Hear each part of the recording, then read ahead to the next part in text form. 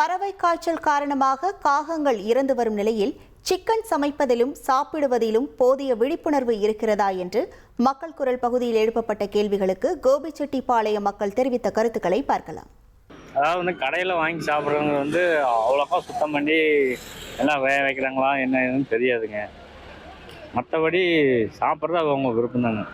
வெளியிலேருந்து நம்ம வாங்குறது எல்லாமே பார்த்துட்டிங்கன்னா எப்படி வருது, எங்கிருந்து கொண்டு வராங்க, அது எப்படிப்பட்ட கோழி, நல்ல கோழி தான் போடுறாங்களா, இல்லை அது ஏதாவது நோய்வாய்ப்பட்டதா, இல்லை ஏதாவது மருந்து செலுத்தி அது எஃபெக்ட் ஆன கோழியா, அது என்ன நம்மளுக்கு தெரியாது. குழந்தைங்கலேருந்து பெரியவங்க வரைக்கும் இப்போ வரைக்கும் நிறைய பக்கம் ஃபுட் பாய்சன் ஆகி இறக்குறவங்க இருக்கிறாங்க.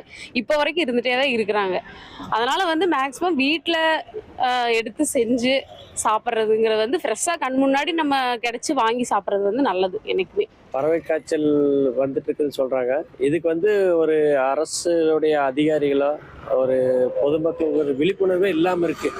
இதை வெளியில் கொண்டு போனால் நல்லாயிருக்கு அப்படிங்கிறது என்னுடைய அபிப்பிராயம்.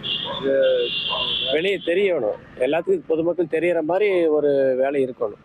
கடையில எல்லாம் வாங்கி சாப்பிட்றது உங்களுக்கு கடையில் வாங்கி சாப்பிட்றதுன்னு இல்லை, நல்லது தரமாக இருக்கிறதும் இருக்குது, தரம் இல்லாத பக்கம் இருக்குது. அதையும் விழிப்புணர்வாக பார்த்து பண்ணுறது நல்லதுங்கிறது. பறவை காய்ச்சல் எதிரொலியின் காரணமாக நாங்கள் சிக்கன் செய்கிறதெல்லாம் வீட்டில் அவாய்ட் பண்ணிட்டு இருக்கிறோம்.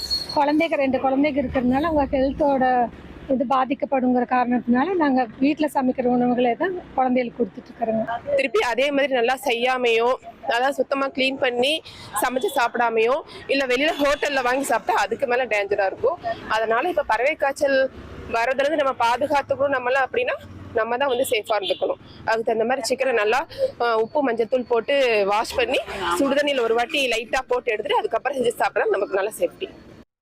மக்கள் குரல் பகுதியில் கோபிச்செட்டிப்பாளையம் மக்கள் தெரிவித்த கருத்துக்களை பார்த்தோம். இனி செல்லும் இடமெல்லாம் செய்தி.